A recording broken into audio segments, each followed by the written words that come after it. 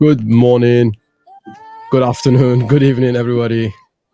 Thank you so much for joining us on another episode of Spotlight. Today is about transforming challenges into inspiration with Tolu Ekwe.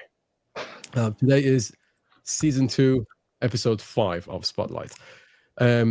I have the immense pleasure of having Eni Osong, the coordinator and the co-author of Lessons We Learned from COVID-19, the fantastic book that has recently been published. I have Jasmine Ofori, our social media specialist, and we're going to use her experience in our show today again. And ladies and gentlemen, I have the pleasure of giving you Tolu Ekwe, the family life coach and the best-selling author. Best-selling author of which book? Lessons We Learned from COVID-19. It's a pleasure to have you on our show today, Tolu. How are you doing today? You okay? I'm very well, thank you. I'm delighted to be here. Thank you so much. It's a pleasure to have you. So, Eni, how are you today? Good. I'm good. Yeah, Saturday was a good day. So we had Toulouse audio room earlier. And, yeah, I was on that show. It was fantastic. I loved it. Yeah, that's a good day. And of course, being here is fun as well. So my Saturday evening, it's perfect. Perfect. I heard you had KFC today.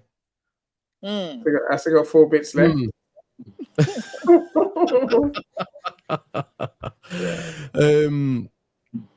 I'm not gonna lie, I'm jealous. So Jasmine, how are you today? You okay? Yes, I'm doing good, thank you very much. And yourself? I feel great, thank you so much. Can I be not okay when I'm amongst you amazing men and women of knowledge and experience? Of course I'm great. I'm feeling fantastic actually. So Tolu, tell us a little bit about your background. I learned quite a few things about you on your show from earlier on LinkedIn, and I'm certain that people are going to find it very, very interesting. If you kindly share those things with our viewers and listeners again. You have quite a versatile background and different things. Go ahead, tell us. Right. I do have quite a versatile background. Thank you so much, Cyrus. It's good to be here. And thank you so much, everyone. Eni, Jasmine, lovely to be sharing the stage with you on this show. So, I live in Abuja, Nigeria. I am a pharmacist by training. So that's part of my versatile background. In fact, when COVID-19 hit, that's what I was doing.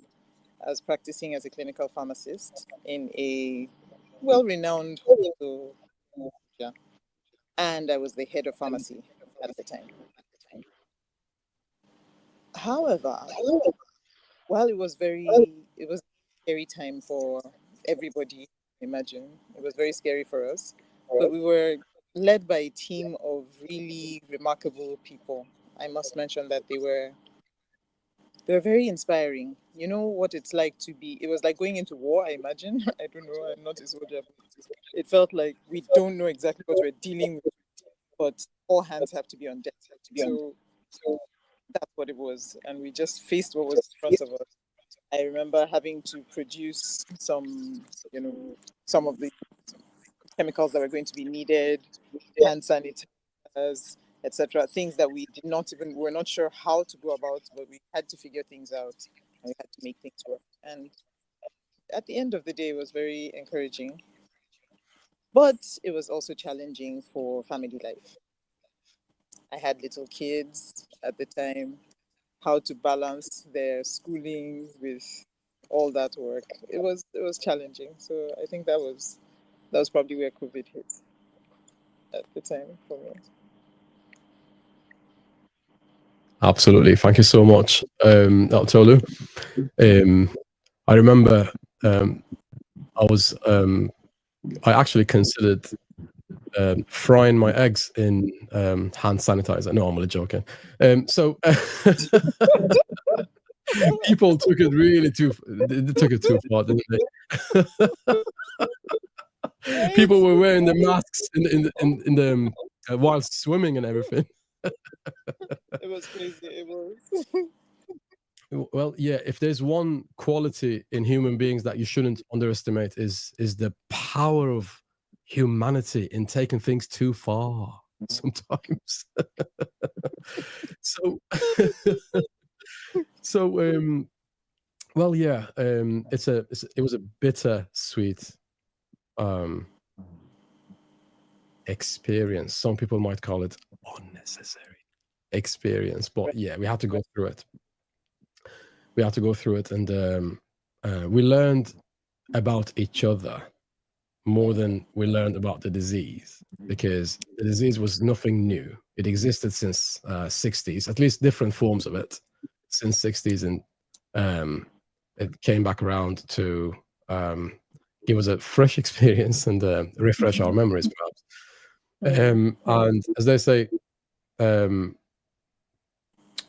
people who don't learn from the history are doomed to repeat it. And we didn't learn from what COVID did in the past, and unfortunately, we had to repeat it.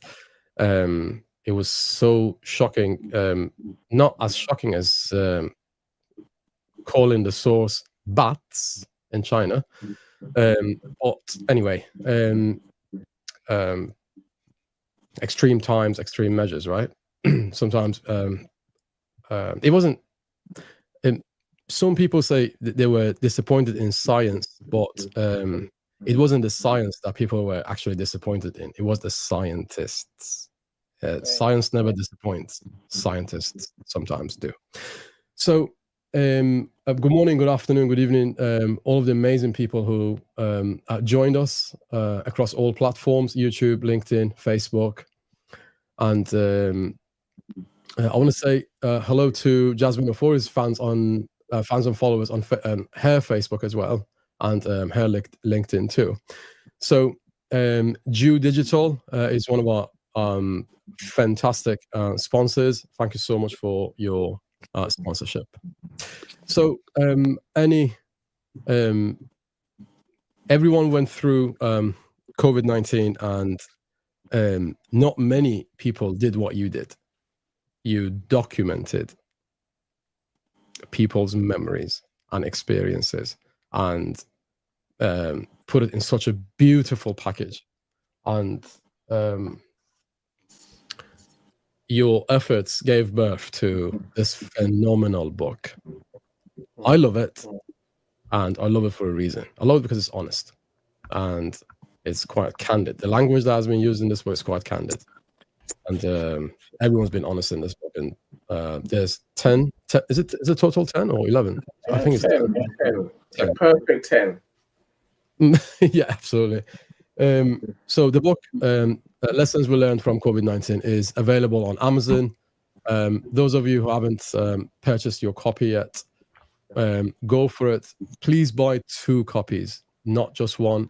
Give the gift of a book to someone else as well. Christmas is around the corner. Whether you celebrate Christmas or not, it's a good excuse to give someone a gift, right? It's the festive season. Why not? So buy yourself one, and buy one for somebody you care about and somebody who's important to you. So Annie, please tell us what incentivized you or what inspired you to create the book. Almost everyone was expecting you to create the book just on your own, but you surprised everyone actually, and you created an anthology. How did that come about, and what inspired you and incentivized you to create the book? Yeah, I suppose COVID was a story that affected everyone. It's a moment in time that affected everyone, right? And I think we do have to speak about these things. I guess when it comes to writing books, yes, we tend to want to do it ourselves, but I think my my aim and Dr. Ava's aim when we thought about writing the book, which was my business partner at the time, was to write a rich book, a book rich of with rich stories. Individually, we've all got a story to tell. I think together we to tell more powerful stories. Because what you have now is, I guess, a great selection of stories from people around the world. I said the 10 of us. You have got views from literally everywhere. Nigeria, US, UK. Actually, there's more, right? I said Caribbean as well. We didn't quite get to and someone from Asia. We tried, but what can you do? But literally, with the lovely authors that we have, people like Tolu, we have a great diversity of stories, and I think we'll learn more the more and the better stories that we hear. So that's our thinking, really. How do we truly capture the moment? How do we capture the lessons that we're going to need to help us learn? Like I always say to Cyrus, one pandemic happens, guess what? There'll be another one. That's almost guaranteed. And only by having these lovely authors from around the world can we tell the stories that it's going to truly help humanity. And also it saves me writing 150 pages myself, Cyrus. I'm not going to lie, right? The more writers you have, the easier it is for you to complete your book. If it was just me, I'm sure you should be waiting for me to finish the book right now, right? Whereas when you got people, creative people who are passionate about helping humanity, then yes, there's a challenge in working in group work always, but that's life, right? It's much easier to work as a group to create genius than to work by yourself and create something that's okay. That's a joy for me. This book is more than okay, my brother. You did a great job there.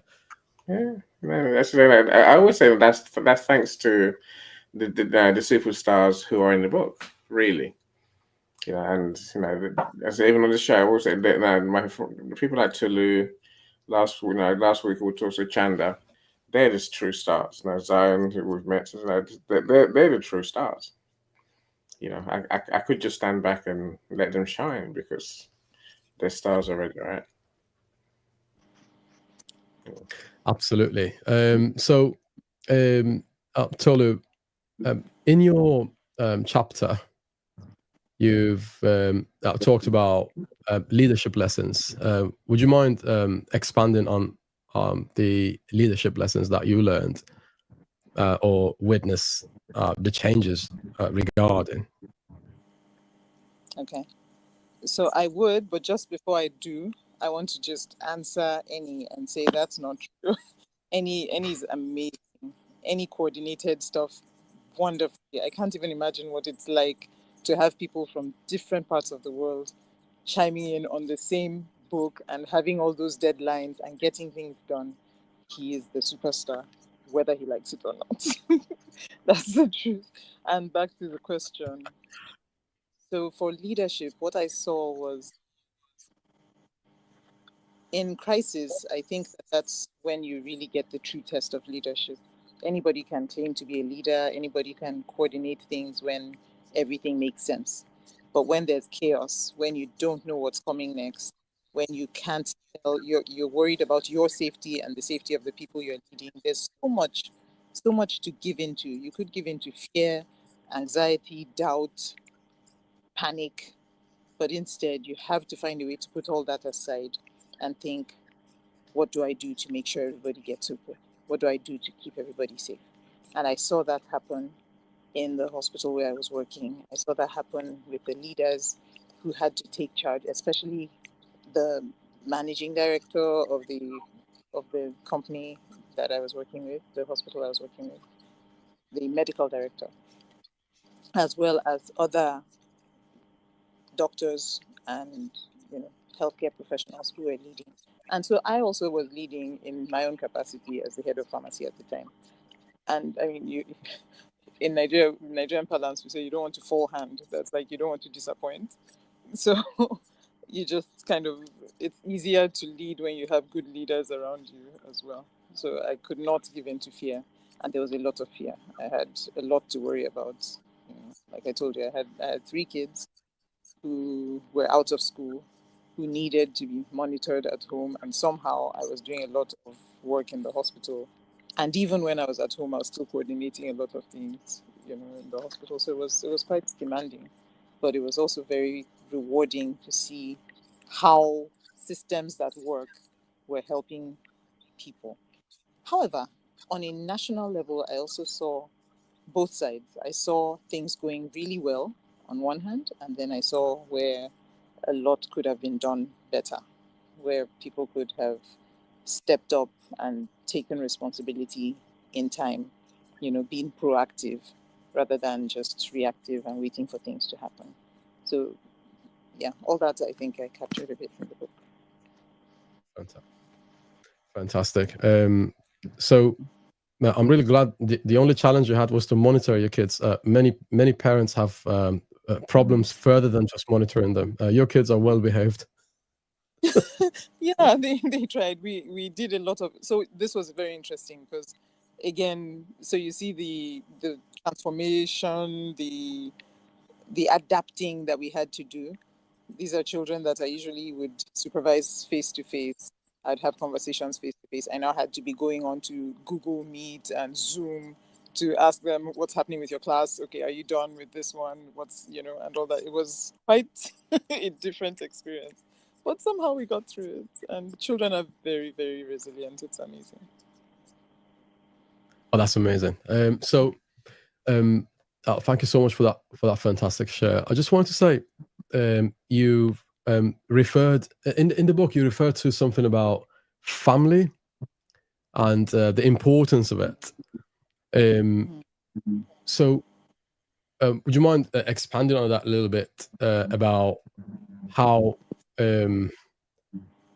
being a mother before COVID transformed into being a mother during and post COVID? How did that role change, and for yourself and many other amazing mothers out there, and also a little bit about the importance of family during, before, and during and after the COVID as well, please. Thank you. Great question. I think that before COVID, and I mean, before COVID, we considered that normal, right? Normal life was busy. You just did everything, or at least I did, and I know many people just did everything that was in front of you. You just hit the next thing and hit the next thing. And you don't really, or I didn't really realize how important it was to prioritize my family over certain things. So work, for example, or just other interests, you just do the things and think family will always be there. And one of the things that hit me, to my mind, was if there's anything that I have that I'm afraid of losing in this chaos, it's my family. That's the one thing that would really hurt to lose. Like, all of a sudden, it didn't matter if I lost my job or if I lost any other thing, something else could replace it. But family, no, and it became clear. And I think what that did was, all of a sudden, the priorities just rearranged themselves. And I knew it was important to take care of family. It was important to look out for family and to be there for them. And that was more important than virtually anything else. And so I think that is a lesson that I hope, because after COVID, we all wanted to get back to normal. But I think for many of us, it became clear that normal wasn't okay. Whatever that means. Whatever that means. And we had to redefine normal, because normal has to be that I'm ready to prioritize my family, even if it means changing jobs. And after COVID, I did change jobs. I did pull out because my husband is very involved in the hospital setting. And I'm like, if I'm also doing the same, then who's going to raise our kids? No, I'm somebody almost has to. certain he had a challenging time during COVID because he wasn't working in the hospital. Absolutely. Absolutely. In fact, at a point, he came down with COVID, and that was a very scary experience for me, because we decided it was better to isolate at home, because at the time it seemed like we were not sure what was going on when people isolated in the hospitals. We were a bit scared. Yeah. We thought, okay, you know what, let's do this at home so that you don't pick up more of whatever this is from someone else. And, yeah, so that's what we did, and I'm just grateful that we didn't have the terrible outcome that many people did.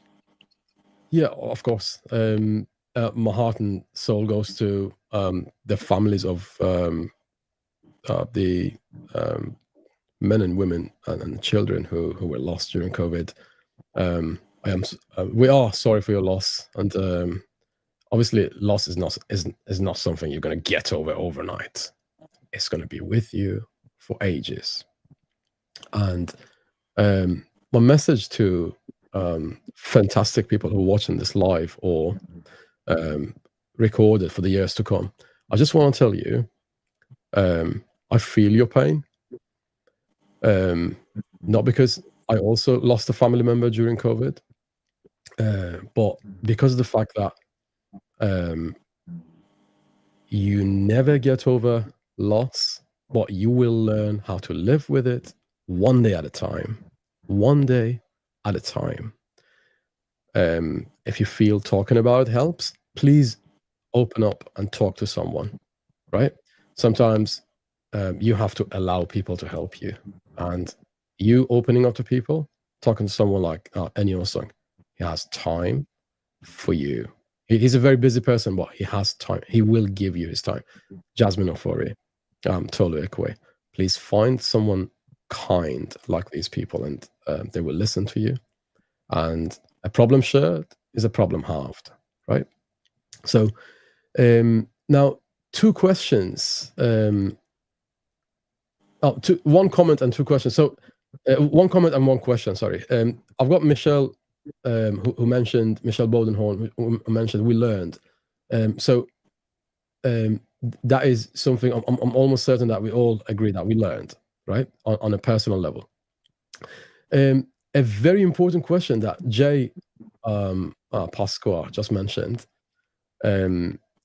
People learn personal lessons, but did governments and healthcare industries do the same? So that's a question for you, Tolu, I suppose. And after you, I will go to Annie and then to Jasmine. So what is your response to that? Did our governments and healthcare industries learn, really?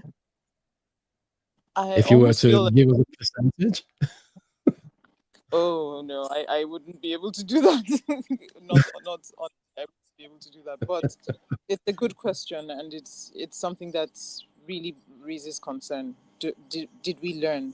Did we learn the right things? Did we learn to really realize that we could be better? We could be proactive. And in the book, I also raised that, we have to think ahead. That's what leadership is about. That you can't just the population, the people you're leading, can't be just as shocked as you are. All of us are just, shocked. I wonder what happened. No, that leadership needs to be that you're able to predict, you're able to think ahead, you're able to plan ahead, and you're able to have the resources available to take care of stuff when things happen like that, and even to prevent them. We need to start thinking prevention. We need to start thinking, how can we protect our people? How can we prevent things from happening? I don't think we saw enough of that. And what bothers me is right now we're back to peacetime. Are we doing anything to make sure that if it happens again, like Annie mentioned, that we would be ready? I don't know. I really cannot say that I see that much. I don't know. To be fair to it, it's one of those things. You can never be ready for such a catastrophe on such a scale, right? I can't blame the government and the healthcare system for being shocked, because it was a shock to the system. My dad's never seen such a thing. His dad never saw such a thing, and their mom and their dad and their mom never saw such a thing. So our ancestors didn't see such a thing for ages, right? At least it wasn't present in my life, my dad's life, and his dad's life, right? As long as I know. as far as I know. But some stuff happened during COVID that was preventable, like the PPE contracts, that the masks that was purchased at silly rates, and the government didn't even care how much they were buying it for, because they were panic buying, right? They didn't consider the fact that it is our tax money that is in their hands. Okay, it's not their own money; it is the tax money. So the taxpayer is monitoring you. Okay, don't waste it, and they did waste it. And then there are rumors that some people got some contracts that they weren't supposed to, and they didn't. And because of the fact that they weren't qualified to be in that position, they didn't deliver properly, and some of them they didn't deliver at all in some countries. So we found out that our governments and our health systems let us down a bit, because they didn't act with care, at least not 100%, because they were panicking. But giving contract to someone and through tribalism and things like that is not a fair thing to do, and it can't be justified in any shape or form anyway. So those are the things that we have witnessed, and I hope we learned from them. Okay, and I don't think our government learned enough, because when there was an inquiry, public inquiry into COVID stuff, they came in front of the camera, some of them, and said, "Oh, we are very sorry. We were partying in our offices when everybody else was in lockdown, and we are very sorry. Yeah, we fined people for doing the same thing that we were doing." So some people were fined because of being involved in parties or gatherings, and then the government themselves were doing the same thing. So I'm not entirely sure if the government learned, but our kind of reformed national health system, National Health Service, certainly learned a thing or two about something as horrible as COVID-19. I think our health system learned more than the government did, because they were more hands-on with the COVID, and we have casualties amongst the nurses and doctors. Imagine going to work and never going back home to your family in work, right? So some of us are alive because some doctors and nurses didn't survive, right? They provided the care. They were exposed to that thing, to that virus, and they couldn't help it. At the very beginning, the PPE that was necessary, it wasn't given to people. So I hope our government learned, and I hope our National Health System, National Health Service learned from the mistakes that was made, so we won't have to repeat them, right? And in order to avoid casualties, further casualties that is avoidable. Thank you, Tolu. So, do you reckon that fantastic question that Jay asked? What was it? Did our governments and health service learn from the COVID-19? Who knows, my friend? Who knows, right?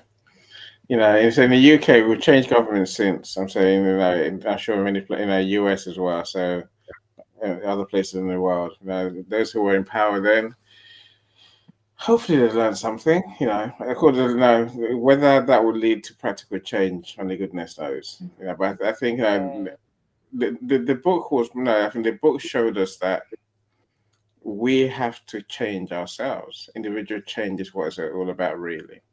You know, if you read the book, you find that all of us found fundamental changes that we've made to our lives. You know, that's a true story, right? You know, so for some it was things that affect society or the community. I'm thinking of Zion's farming, for example, which fed the local people rather than just himself and his family. As Tolu mentioned earlier, we've learned the power of relationships. We've learned the power of now. Actually doing things right now rather than waiting to tomorrow, because tomorrow may never come. Tomorrow, COVID showed us that we could literally disappear and be on the other side of the grass tomorrow morning, right? So it is what we do as individuals. We can wait for the government to do what the government does. It may help, it may not help, but if we really want to progress in life, we must take responsibility for ourselves. Of course, on paper, your government is employed by you, right? They are working for you. But the government's a machine, though, Cyrus. It's a machine, and I guess a machine can get many things wrong, which has targets, and many things right. I think it's very in a thing like a pandemic, and there's a national inquiry here that's going on right now, right, about COVID. Which does it affect our lives? Let's hope they find some things they can do better. In the grand scheme of things, we have to find ways to save ourselves. There's things that we can say that the government helped with. But it all depends on, I guess, how you choose to see things, right? I'm talking about the vaccine, for example. Right. Some people will see it as a blessing, some see it as a curse, and that's even in the book. Some people have a whole different point of view about the vaccines, for example. It was I chose to see it as what's the brilliance of science. They found a vaccine that essentially, worked, and they found a vaccine in a matter of, in double quick time, like never before, right? Yeah. That's created a template to create vaccines in the future, which we hope will work. But again, so some people will look at you and say, right, that process, that quick process, meant things may not have been done as scrupulously as they would be otherwise, right? So some people do come unstuck, but I think that's that's almost a moot point to me. Those of us who survive, we have to find a way to keep doing the right thing, to future-proof ourselves against what's going to come again, sooner or later, right? But again, that comes down to things like we can do ourselves, build relationships, find a sense of purpose, find the importance of being human in a human world. I think many people forgot how to be human for a while, but COVID sort of brought back the importance of relationships with our family, people that we know, and the people around us. They still suddenly couldn't see them or actually meet them in person. We suddenly realize, they're quite important. Those who lost people suddenly, so there was suddenly a realization that, the people that we knew, that we know, are important. Our thing is to basically build on what we'd learned, and hope that we have a rounded view enough. The last I'll say on this, for now anyway, is that people think our governments are those people, right? But I guess I'm always one to think our governments are a reflection of us. Absolutely, governments are made of people, right? Yeah, and I think that we have to, with the right intentions, with the right values, then we almost, whether we vote or choose the right governments, the governments don't appear out of nowhere. That's for all of us to develop that humanity and place humanity in our relationships and our values above all else. And then we get the governments that we want, that will reflect our values, rather than this government thing that's out there, of weird people. When it comes to the vaccine, if you pay attention to the definition of vaccine.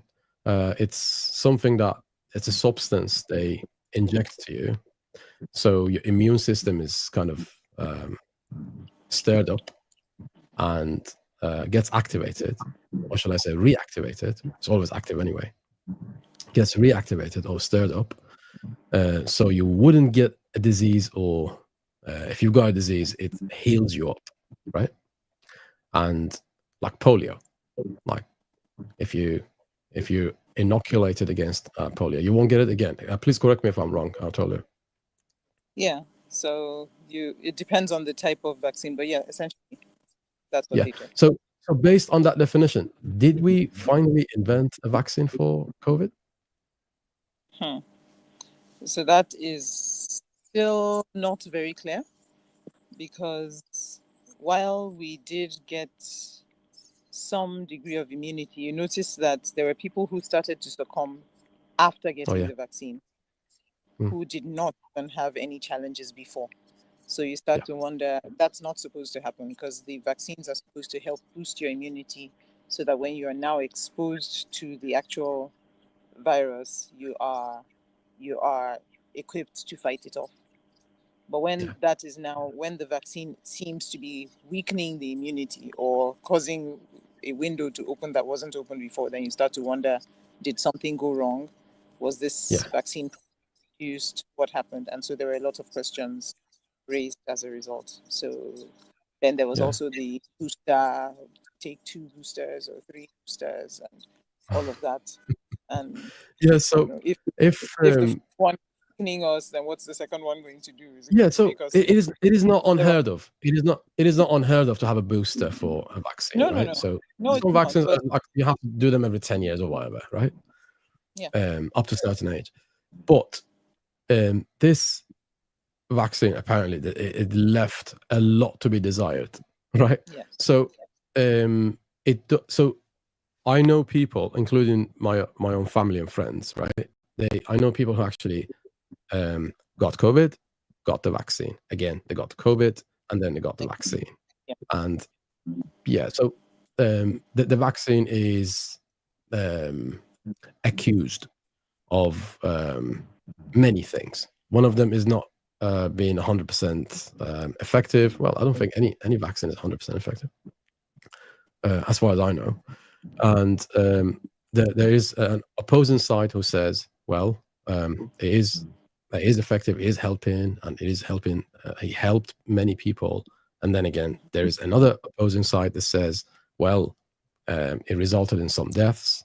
And again, some opposing view says, well, many people showed what's the word? Negative side effects. They died as a result of it. So with everything said and done, to this day, I don't think we have a vaccine that actually cures people from COVID-19 and or stops them from getting the disease again, right? So I hope we can see the day when we invent something that there's another example here, guys. Tanique Easy says, I got vaccinated against measles and I still caught it. So yes, Tanique, as I mentioned, I don't know any vaccine that is 100% has got 100% efficacy. We don't know. We don't know what we don't know. So there are things that is still unknown about it. And one of the things that was a challenge and turned into inspiration was taking humanity from having no vaccine to some vaccine, some form. We have invented something, and that is inspiration. So we went from zero, from nothing, to some sort of vaccines, at least a couple of versions of it, and hopefully we will perfect those methods and will invent something. Again, I've got people in the chat who are saying, I agree, Cyrus, no vaccine is 100%. That's absolutely correct. And you've got to, regardless of your view, you've got to look at the issue from both sides, okay? And that is the definition of maturity for me, right? So you should be able to bring everyone into the conversation so you can use everyone's genius, right? Me, Jasmine, yourself, and Annie, we don't all agree on everything. However, we've gathered around to have a conversation about this. So the next question is for Jasmine. So Jasmine, any challenges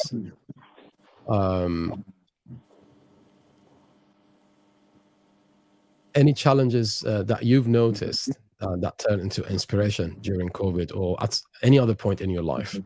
Would you please talk to us about those?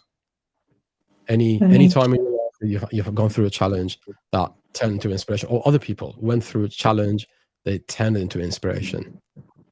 Okay, I was very much inspired by Tolu's story. I was reading about how she was talking about, relationships in the view that, if you like somebody, it's much easier for you to, ride the challenges with them than if you don't like somebody. And I admire her relationship with, her husband and her children. I think it's beautiful, and it's something that I aspire to, when I get there.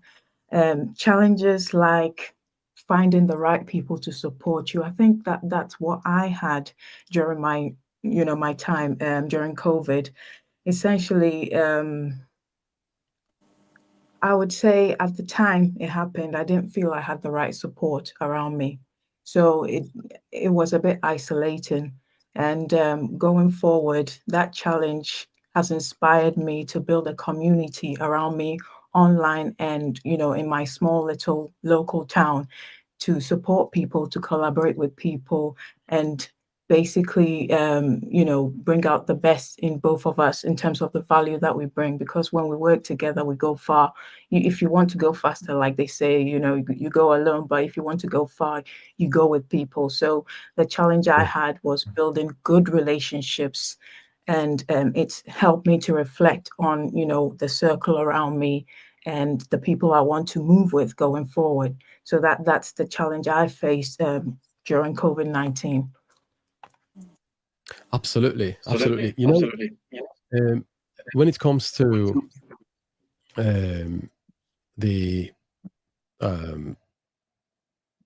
way human beings behave, we sometimes are too similar to other species.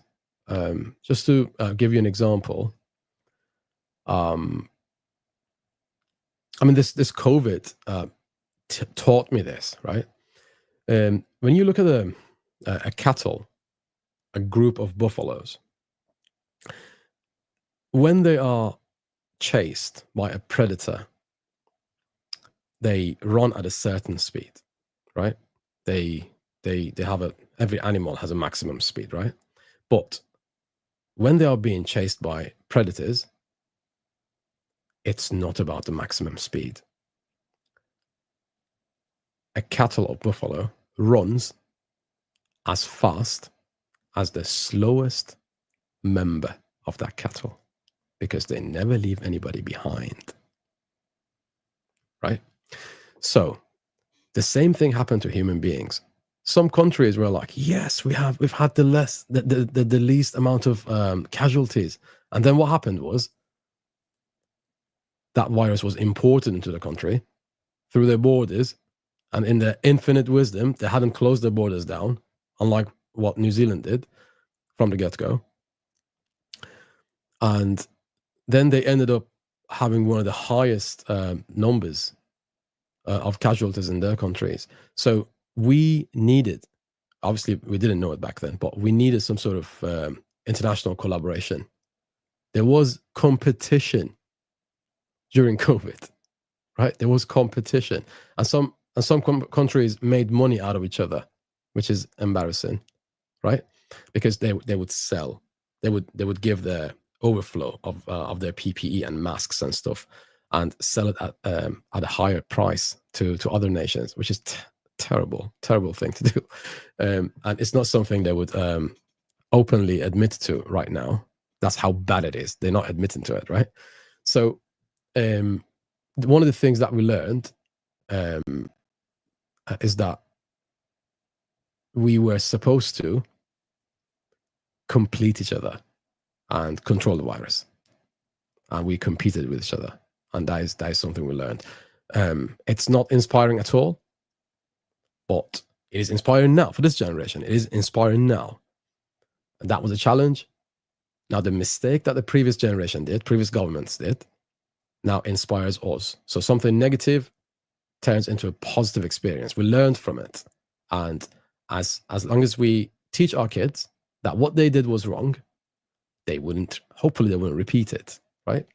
So it was a challenging situation, and it was certainly inspiring as well, because there was a lot of failures because of the fact people were shocked, the systems were shocked. But I am really, really grateful that it didn't turn into a massive extinction event, and majority of us survived. Okay, some of us unfortunately, and sadly, succumbed to the disease, but majority of us continued to live. And I want to thank our doctors and our healthcare professionals, nurses, that helped us understand that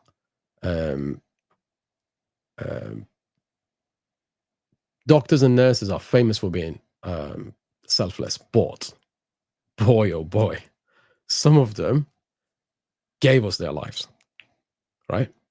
They sacrificed themselves for us, and my heart and soul goes to their families. It's just a beautiful profession. Being a doctor and being a nurse is just a phenomenal thing, and that they are one of the more beautiful sides of humanity, doctors and nurses. So in terms of the audiobook, is there any plans for creating the audiobook? The book's been out for a while, and is there any plans for the audiobook? Everyone's waiting for the audiobook to come out, because me included, because the number of voices, 10 different voices and views, right, has made this book beautiful, right? It's not just from one person's point of view. It's so versatile, this book. It's just unbelievable. Is there any plans for creating the audiobook? I would love to do an audiobook, and we probably will do an audiobook. Look, I think the beauty of having 10 authors is also the challenge in creating an audiobook. An anthology, different voices. I guess I'm trying to work out a way where we're going to have something consistent and reliable. And I'm trying. Basically, what I'm trying to say, I don't. It doesn't make sense to me to have one reader for the book. Almost like each author has to create their own audiobook for their chapter. It's eclectic, isn't it? Yeah, that's the only way I can see it working. But that's a process, right? Totally, the news to you, right? Each author has to read their chapter, and then we might have almost 10 separate audiobooks, to make up the big series, the big book, if you want to look at it that way. It's like I say, it wouldn't make sense to try and do one big audiobook that doesn't involve all 10 authors finding a way to read a chapter. But looking at, I guess, in a group thing, like, in a group exercise like this, if we get, if we can bring anything upwards of 6 chapters in audio, I'll be quite happy with that. Now, 6 out of 10 is not bad, right? 2 out of 3 is not bad. 6 is almost certain, right? And okay, yeah, I look forward to this because I cannot wait to see to hear these amazing men and women who actually been involved in this book reading their own chapters, and it's just fantastic. You know, ladies and gentlemen who are watching or listening to this episode, this book, which is available on Amazon right now, guys. Yeah, this book is fantastic. I enjoyed it, and that's why I'm recommending it to you guys, right? I enjoyed it so much. I wrote a song about it, right? I'm going to play a little bit of that song for you guys. Tolu's got her chapter. I got mine. I've always got mine. Yeah, you should too, Tolu.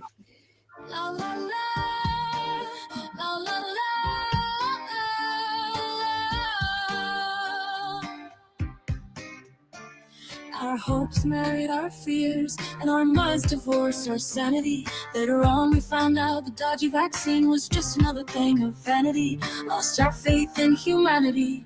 We struggled to get used to our tragic and new reality. The vaccine made some richer, made some sicker, but it didn't save humanity.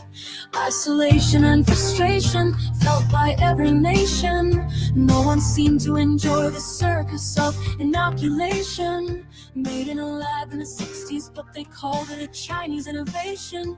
Winter of frustration felt by every sick nation. No chance of survival for some, no hope for salvation. The lessons we learned from COVID-19. Promises were broken, the virus was mean. We kept our masks on, we kept our hands clean. These are the lessons we learned from COVID-19. Locked in our homes, we saw the world change fast. What we thought would save us, it didn't last. Masks and distance, fear in every glance. We were dancing blindfolded, we never stood a chance to win with elegance. Fear spread like wildfire across every station. Hope felt like a distant, fading sensation. No answers were clear, just more complication. Winter dragged on and on, testing every generation. We found out in the end it's not about the cure, but how we rise again and what we can endure. In the loss we found each other, a truth so divine. These are the lessons of our time. We put our faith in our governments, put our faith in the big pharma. We lost our parents, our kids, our jobs, and called it fate and karma. The lessons we learned from COVID-19. Promises were broken, the virus was mean. We kept our masks on, we kept our hands clean. These are the lessons we learned from COVID-19. Lessons we learned from COVID-19.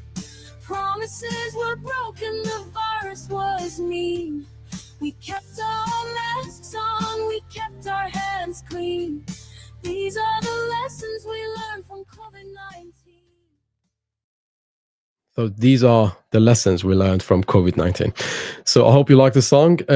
So as I said before, guys, I love this songs. I love this book so much. I wrote a song about it. Michelle says we rise again. Yes, of course we rise again. We have rise again, guys. Lessons we learned from COVID-19 is available on Amazon. For those of us who haven't purchased it yet, guys, you still have the chance to make a purchase. And as I said before, please buy 2. So it's before Christmas time. Please buy yourself one, and buy one for somebody you care about. Your spouse, your friend, your family member, your neighbor. And the other day, I gifted a book to someone who was working in my local shop at the till. So I paid for my juice and give them one book. And this girl was nearly in tears, and she couldn't believe it. And she was like, "Is it for me?" I was like, "I don't see anybody else around here. It's for you. I put it in your hands, didn't I? It's for you. Of course, it's for you." And she was so impressed. Like, in a couple of weeks' time, I'll go to the same shop and find out if she's read it or not. And the point is, sometimes a book makes someone's day, right? You never know. They could need a book, right? So in today's world, when we are drowning in information, but we are thirsty for knowledge, a book can sometimes help a person. Give the gift of a book. And better yet, lessons we learned from COVID-19, right? It's not just about the COVID. It's not just about COVID. You learn leadership. You learn about resilience in this book, right? So the book is available on Amazon. Jasmine just posted the address here. And all you need to do is just go to Amazon, not the forest, the website. And you you will find the book, Lessons We Learned from COVID-19, on Amazon.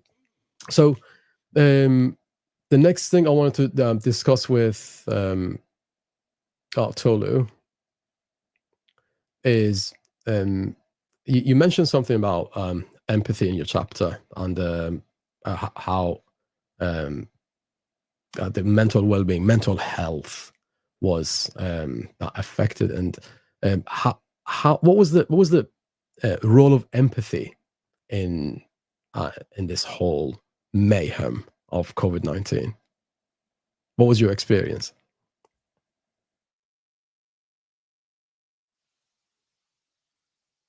You're on mute. Hold on. Is it me or you're on mute? I am. You're not. back. You're back again. Okay. We lost your sound for a second. Okay. Sorry about that. So I think one of the things was about COVID-19 was the isolation, the lockdown, people being separated from one another, people being unable to connect with the people they were used to, and so that meant that to be able to connect with people, or to be able to reach out to people, you needed to put yourself outside. You needed to put yourself in their shoes. You needed to think about how were they coping, how were they managing. There were people whose lives were usually around maybe community, around shopping, just so many things that were normal were no longer there. And so you could have someone just living by themselves without anyone to communicate with them. And when you just do something a little, even if it was just a wave, just this, just something to say hello, because with the masks, we couldn't even see smiles. So you needed to do something a bit more like, hello behind the muffled, whatever it was, something to just say, hey, I see you, which is very important. You don't know how important that is until you lose it. And we lost it for a while in that season. Absolutely. So I think that's definitely one of the ways that one could connect. And then after COVID, I don't know what it's like for other people, but I realized that it was almost like a kind of training where if you were not careful, the default would now be to just mind your business, just ignore everybody else, and just be used to, because you've covered your face for so long, you've kept yourself to yourself for so long. So it's that need to remember that there are other people, and to reach out and to connect with them and to listen and to just say, I see you. It makes a world of difference. And it made a world of difference during COVID for me and for the people around me. So I think it's something one of the questions that has been tickling my brain is the fact that you mentioned rediscovering core values.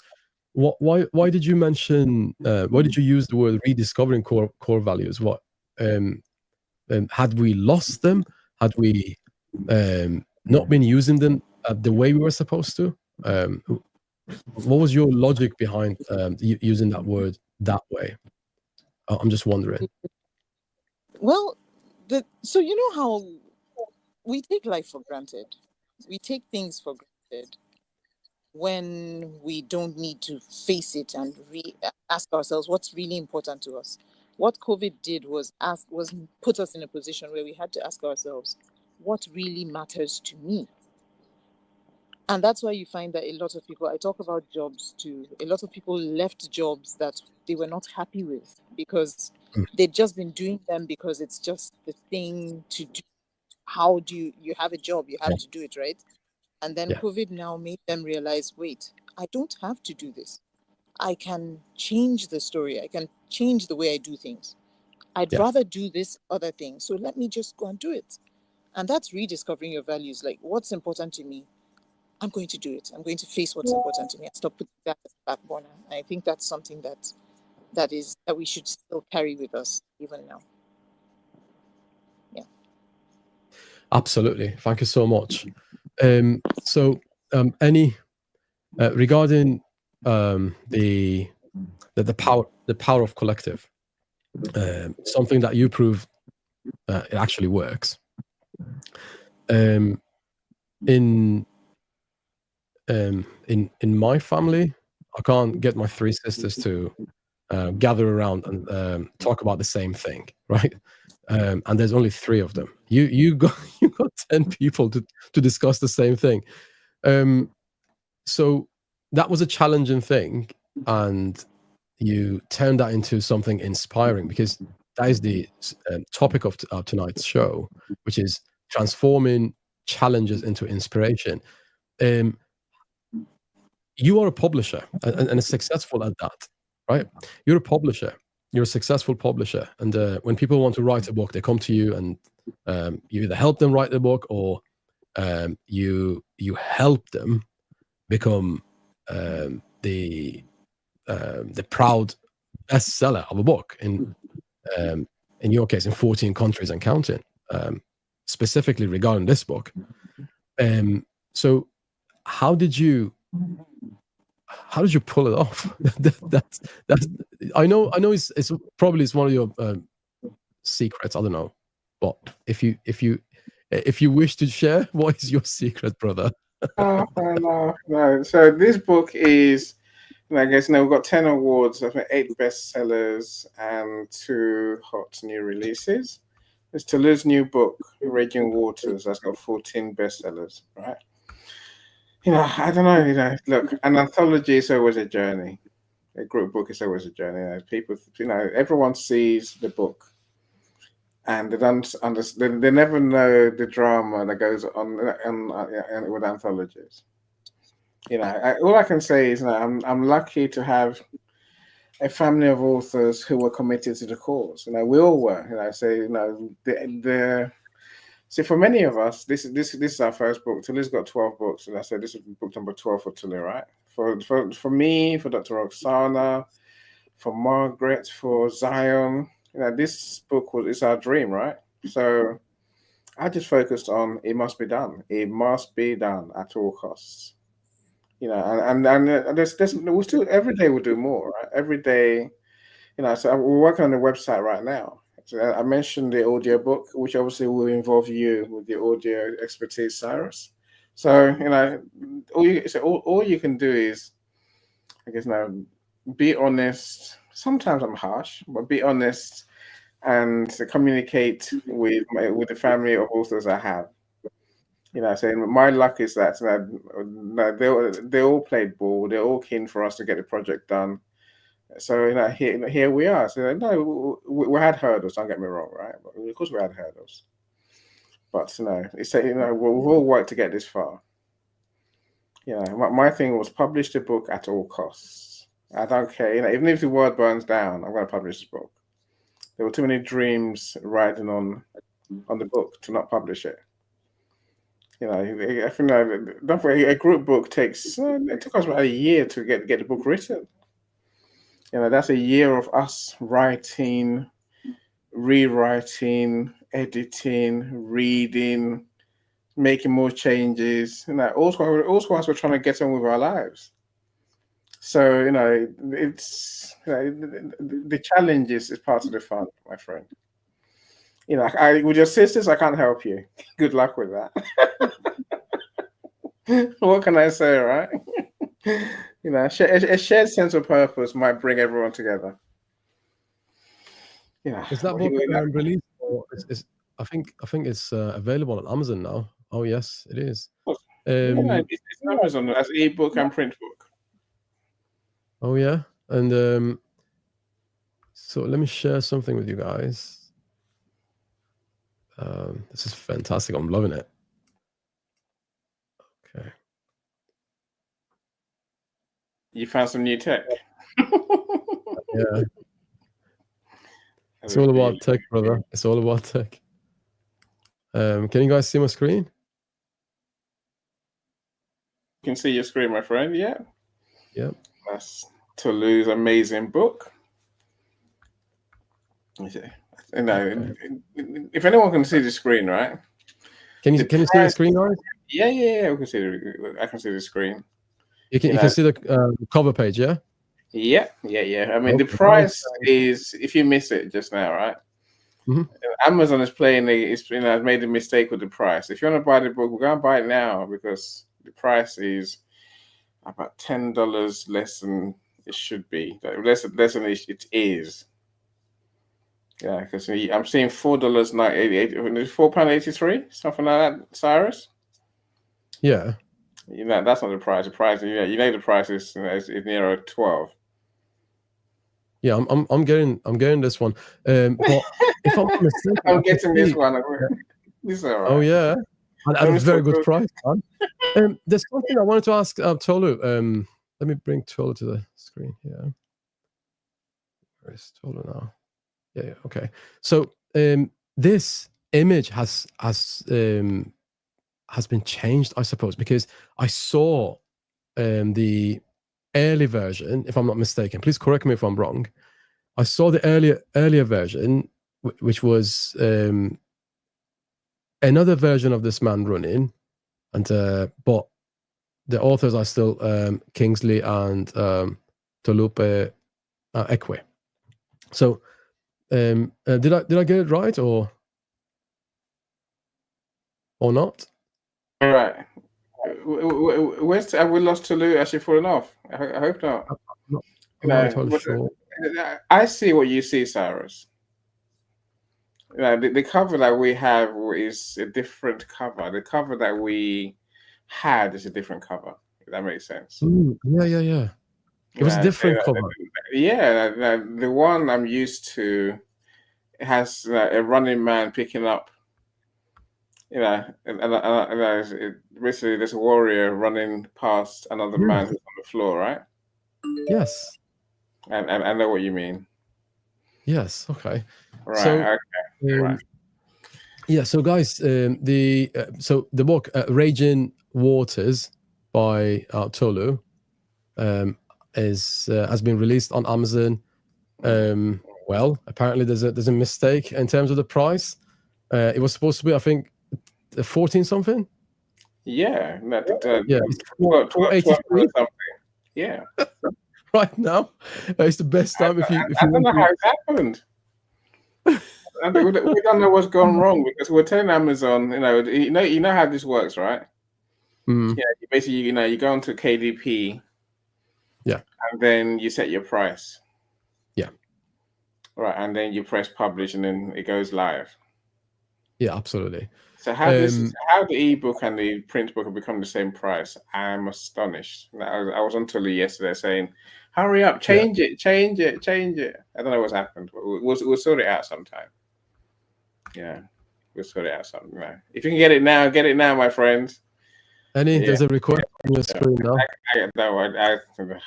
Michelle's my good friend. Yeah, she's saying coming, Michelle.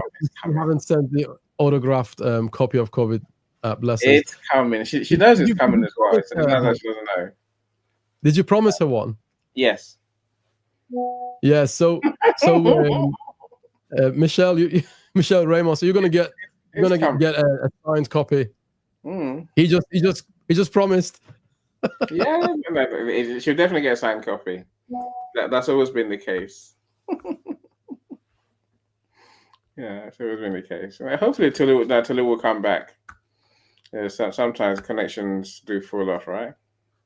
Yes, absolutely. Internet sometimes lets us down. So it was another fantastic experience with you guys. It was phenomenal. I have been enjoying lessons we learned from COVID-19, and I'm learning, and we all are. And one of the most interesting things about this is that I'm learning more and more about the authors, and the co-authors behind this book, and it's just interesting. You have gathered. It's like Ocean 10, Ocean 11, Ocean 12. Ocean 11, yeah, whichever. Those you have assembled a really capable group of people, and that was phenomenal. So any closing comments regarding lessons we learned from COVID-19? I say no, thank you for the opportunity to come and talk about our book, and I say I always appreciate it. My pleasure.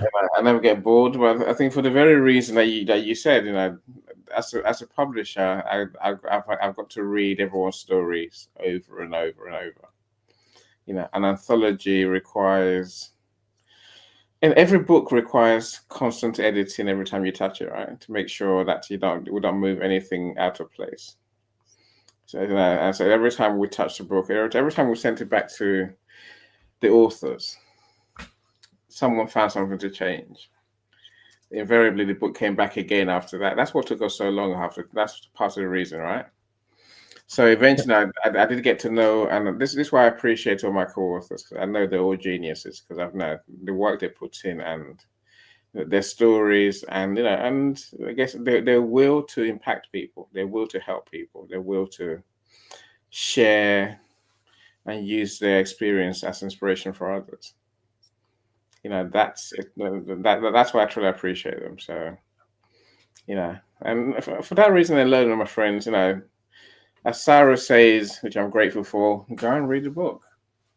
There's stories there, and if you look at us being, I guess you look at me, you look at Zion, you look at Tolu, Professor Roxana, Dr. Marcia, Audria, Nancy O'Neill, Chanda, Margaret Martinez. I'm saying if you look at us, then the book is the best thing you're gonna find that tells you who we truly are. Who are these people really? You might hear them, you might see them, but literally the book is only where the book gives you more insight and it tells you who's who, right? You really hear our stories in a way that we're never going to. People are not going to say online. People are not going to say everything that that you're going to find out in the book anywhere online. But then maybe last I'll say, Sarah, is look out for the website. Of course, you and I are back here again next weekend, right? Next Saturday. Eventually we will have a website which will be just for the book. Lessons we learned from COVID is URL. We're just working on that now. And the plan, of course, is to make, to have pages about the book. And then each co-author has their own page where they can share their resources, their stories, and I guess the services, call it that, right? This is a long journey, which when you embark on writing a book, you must market the book. Your platform, like say your podcast, is one good way to market the book. So the website is another one. We do events on LinkedIn. We do live streams. And we just keep trying to get the book out to everyone, right? Michelle is saying she's moving the song. It's a great song. Why not? Are you brave enough, Cyrus? Release a song. Why not? I think we should. I think we should Christmas. After this for Christmas. Yeah, definitely. Try and make it like Christmas #1, right? Absolutely. Speaking of songs, right? Those of you who are watching this show right now, and those of you, so it's live now, and those of you who will watch the show later on in the months and years to come, please remember, when a friend or family member of yours has published a book, support them, buy their book, because when you publish your book, when you publish your song, when you publish your work, whatever it might be, what is it that you need the most? Support. Yeah, that's support. what you need. Exactly, that's what you need. So we have created a community that is supporting each other, right? And today I'm buying Annie's book.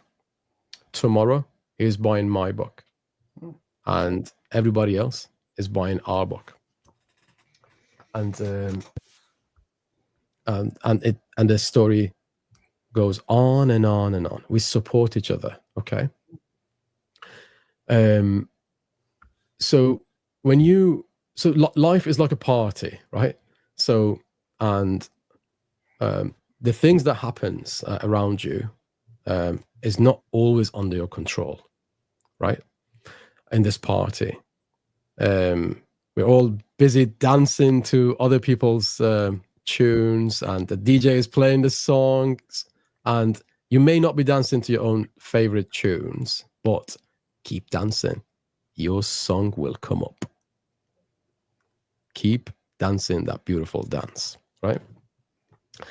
So I hope you guys have received that message of support, and I hope you feel you are being supported. If you need to create your podcast, or if you need to write your book, please come to me, come to Annie. And we have another podcaster in the room tonight, Angelica Corral. And she's a phenomenal podcaster and videographer herself. Yes, she's a legend in what she does.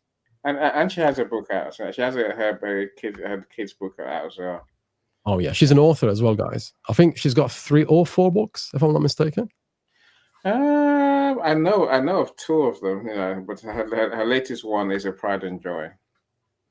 Max, it's Max's Treasure Quest. Oh yeah, Max's. I was trying to remember that. You beat me to it. Now I'm gonna play lessons we learned from COVID-19 one last time before we bring the show to an end, guys. Yeah. Look, I will thank everyone who's been here, right? Everyone who's spent the time with us, Michelle, Jasmine. There's 2 Michelles, Christiana, Miss Angelica. I could carry on. So there's lots of lovely people here. We do appreciate you joining us. We really do. Thank you so much. And thank you, of course, Cyrus. Thank you, Jasmine. My pleasure. Thank you so much. Jasmine, let's not forget Jasmine. So we're gonna play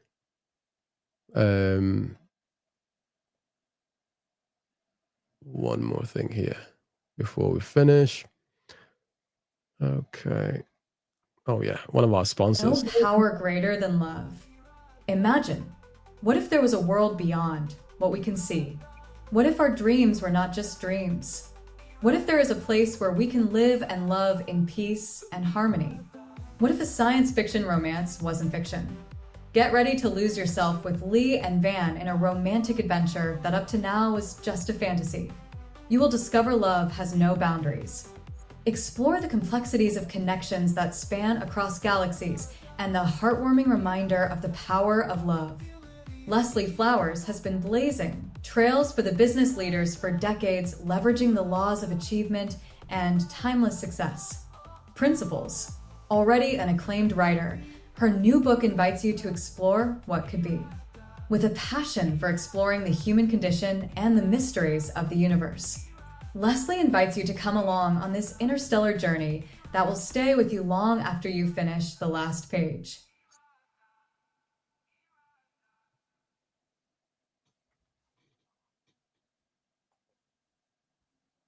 We like that. Yeah, that's Leslie Flowers' fantastic book, The Possibility of Irada. And she's worked 2 decades for this book. She put 2 decades worth of over 2 decades worth of experiences in this book. People who write books, guys, they are fantastic people with fantastic personalities. Support the authors in our community, and we have one more song to play here. We know the customers you love and your favorite trends. Joe Digital is here, where your advertising friends will boost your social views with a trendy blend. With Jasmine Ofori guiding you, your success will never end.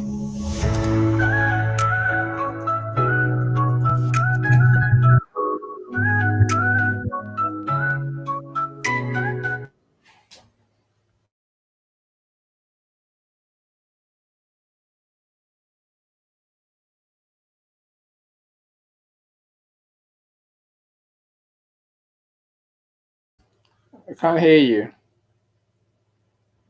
We can't hear you. We'll boost your social views with a trendy blend. With Jasmine Ofori guiding you, your success will never end.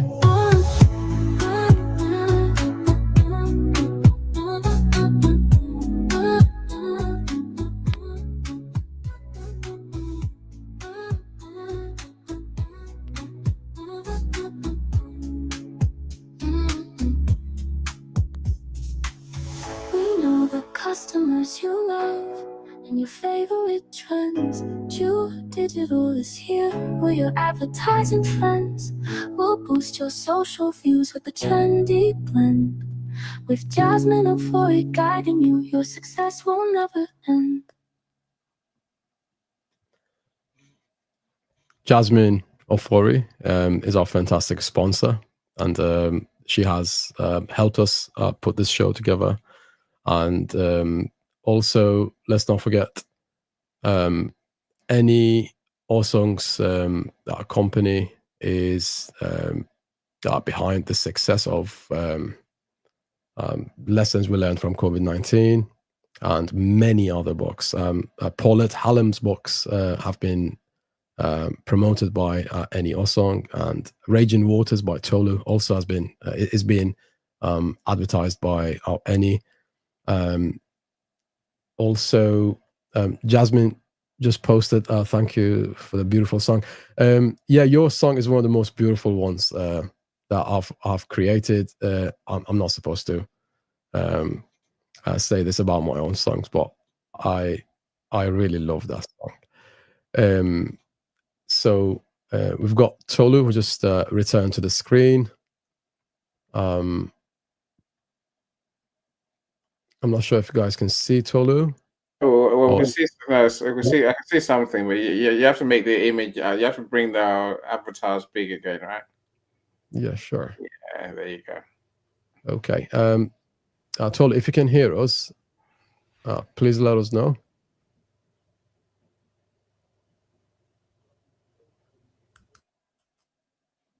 Tolu, please unmute. Oh dear, I'm so sorry. The lighting here is not. I can't get It's the light okay. And I'm glad to lose back. Yes, Tolu, could you please talk to us about your new book a little bit, please? Oh wow, yeah. So I'm super excited. You know, I was telling Annie recently that, or I think was it today, I realized it was just in 3 months that we had done 2 bestsellers. That's amazing. So just last week, my husband and I got, okay, so we'd written this book, right? Raging Waters. It's a novel and it's about infidelity in marriage. and other things, but that's essentially the theme. We wrote that about a year ago, and the plan was to launch it online sometime this year, but we didn't Did really you have did a you guys, did you guys Sorry? write one chapter? Did you guys write chapters each, or is it kind of amalgamated into each other? Yeah, it's amalgamated. So we would sit and brainstorm on how to put the story together, and okay, why don't we make it this way, and why don't we make her do Did this? you tell him what to write, or did you let him choose what he wants to write? I'm only joking. No, I wouldn't. Funny enough, thanks for the question. No. Well, how? Okay, so he said, he would say his own parts, and I did some of the writing down, if it's the writing down you're asking about. But we put it together, and at the end of the day, like he was saying, I had to run with it because at some point he got too busy and just, couldn't finish it off. So I kind of finished it up and got it out. But I'm very excited. That's how men normally. That's how men cook in the kitchen. Like they Yes, start it, very true. Very true. And they make a big mess, and then you have to clean it up. Yes. and then he shouts you, Tolu, can you come to the kitchen and sort it out? You I'm sound stuck very in the experienced, middle of it. Cyrus. I'm starting to wonder. So yeah, but that's it. And I'm just so glad that we met Annie, through LinkedIn, and got this done. And and it's a bestseller in 4 different markets. Oh, amazing. Yeah. Tell me then, what would people get out of reading this book? What problem does it solve? So it helps people. I'm hoping, and we're hoping that it helps people to see to recognize the dangers of infidelity, and to see it before it happens. To see it coming and avoid it before it happens, because it causes so much damage to so many lives. Marriages get hurt, individuals get hurt, sometimes children get hurt because of this, and many times people don't really just see it like a harmless thing until it starts to ravage their lives. So if it can be avoided, it will be really good. And I think that's something this book helps you to see it, to recognize the signs, and to see it for what it really is. So Raging Waters is about recognizing the patterns of infidelity. Yes. And so has the reason for divorce has been mentioned in this book as well, or is it just things leading to divorce? So divorce is really a choice, right? Because when infidelity happens, I know we've even had these discussions in audio rooms as well. For many people, it seems like the only option is divorce. Like, what else can we do? It's over. But sometimes there are different circumstances. There are people who should we say fall into, they didn't plan it, and somehow something happens. There are people who mean well, who don't intend to hurt their spouse, but then something goes wrong and all that. And there is room for redemption. There's room for forgiveness. There's room for healing. It's something that we need to at least consider, rather than just assume that you have to throw the baby out with the bathwater. It's not always, it's not always like that. And sometimes we What need a to beautiful also, analogy. I love that. sometimes we need to think, what if it was me? And I know many times we are on this self-righteous, pedestal where, no, I could never do that. But we all can, given the right circumstances, do something wrong. So we need to be able to extend grace to one another too. Absolutely. For those of us who just joined the show, We are talking about Raging Waters, which is now Tolu's and Tolu's husband's most recent book. And what's your husband's name again? Sorry. Kingsley. Kingsley. Okay. So Kingsley and Tolu wrote this book, and it's about learning the patterns of infidelity. Sometimes if you understand infidelity is happening or is about to happen, it can give you the heads up and give you enough time to react, to find out what the root cause is. Maybe you could resolve it. A marriage is a partnership, and sometimes partnerships do dissolve, which they shouldn't, by the way. And sometimes they do get dissolved because individuals involved in it forget about the why, the initial why they got together in the first place. And the guy forgets about the fact that he pursued the partner for ages and then convinced them to marry him, right? The woman sometimes forgets why said yes to that guy to begin with, right? So gone are those days when people thought that the main reason for divorce is marriage. The old way. Those days are well gone now. So well, it still is. there is a root cause for everything, right? So this book, Raging Waters, today's session was about Tolu Ekwe's book. I mean, not her, but the book she has been a co-author in, which is called Lessons We Learned from COVID-19. But because of the fact that Raging Waters has been released, what a beautiful name you've chosen for it as well, Raging Waters. It's so befitting. Okay, so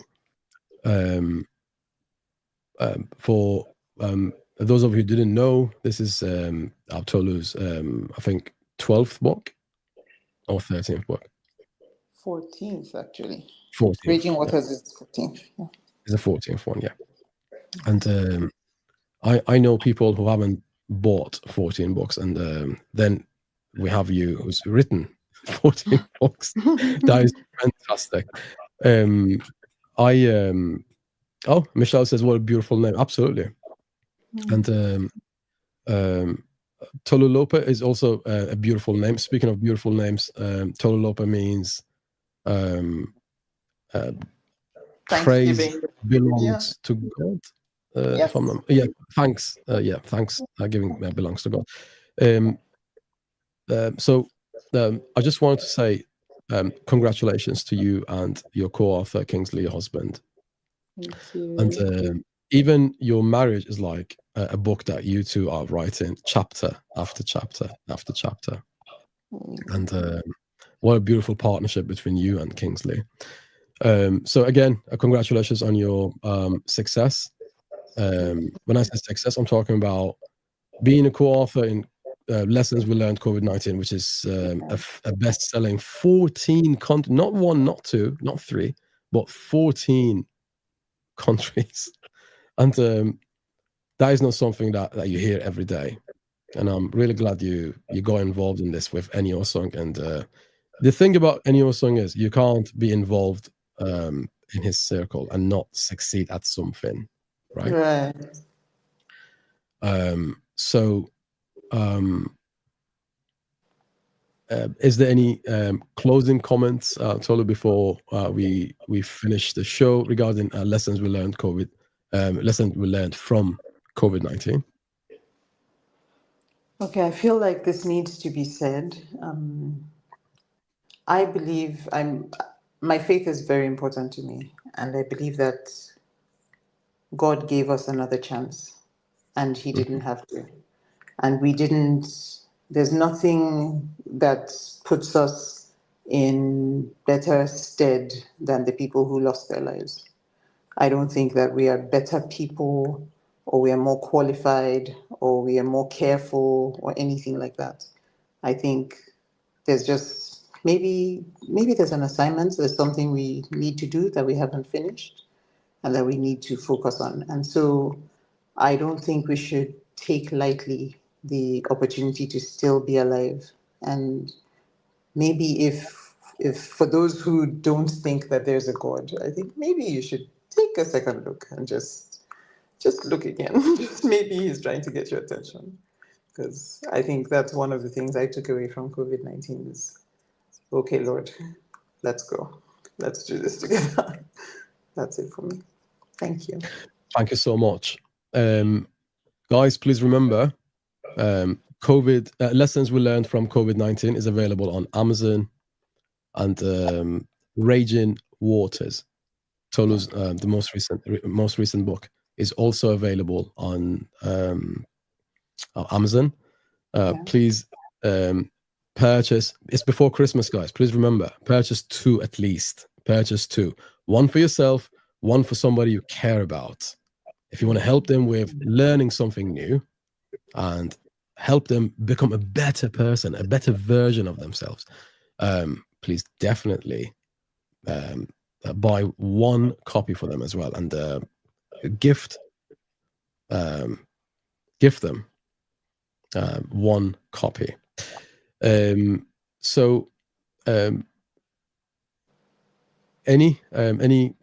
closing comments?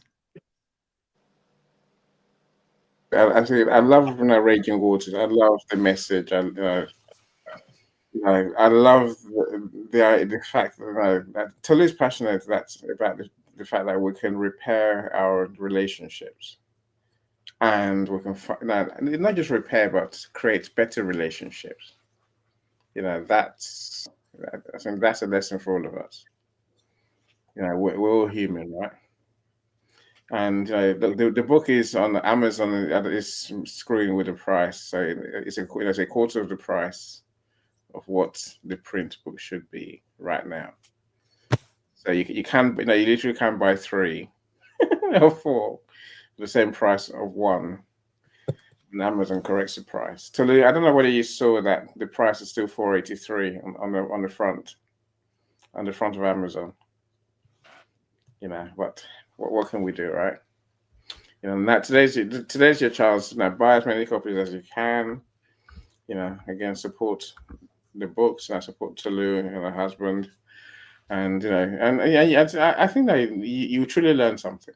And you find a benefit in there that you may not expect to find. We say, like I say, we're all human. Infidelity is a thing. Temptation is a thing, right? We no one agrees with being unfaithful, my friends. I say, I'm with you. Up until recently, Paulette and I, simple messages. Someone cheats, essentially, chop off their bits. But Toulouse, made me come around to realize that. So the whole point of the book is to see, like you say, Cyrus, the reasons why we got to where we got to. And so what can we do to fix that things or those things to have a better relationship than we had before? It is possible. People do it every day, right? That's the joy of Tolu's book. And life's all about growing. Life's all about learning that there are better ways. Would I be annoyed? Of course I would. Would I be disappointed, hurt? Yes, we will are. But this is part of the lessons that we have to learn to not cheat, to not become that person who does break up the family. But more important, like I say, it's to recognize the signs, fix the problems, and have a better relationship. Hopefully before it gets infidelity, But certainly, there's still a place to find the joy in our relationships, even if the worst does happen. That's my understanding. It's fantastic. Thank you. Before we finish, guys, I wanted to read a little bit of lessons we learned from COVID-19, if it's okay. One major effect of the reduced movement caused by COVID-19 restrictions was weight gain. Was I comfort eating to manage the stress, or was my body burning fewer calories due to the reduced physical activity? I was not sure. To stay physically fit, I joined an online exercise class on Zoom. The instructor was a civil engineer. I wanted to see results fast. He asked me to use a jump rope and skip 500 jumps, though I told him I had only ever done 200 at a stretch. My knee ligament let me know of its existence with an excruciating pain and led me to the most painful injections ever of protein-rich plasma instilled in my knee joint. Exercise was over. I just wanted to be able to walk properly. Fat people are people too, right?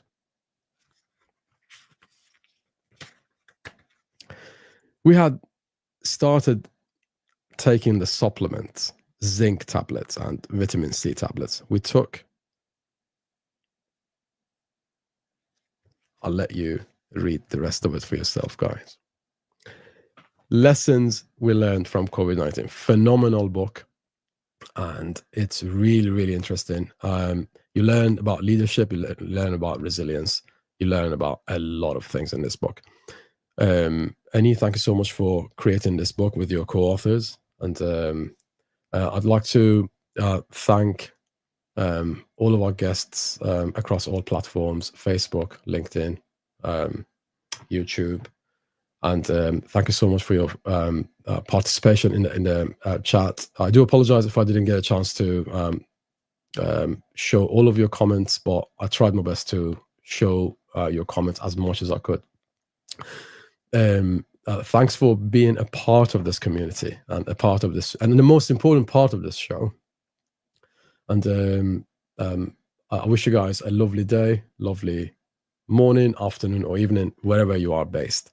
And one last time, Lessons We Learned from COVID-19 is available on Amazon.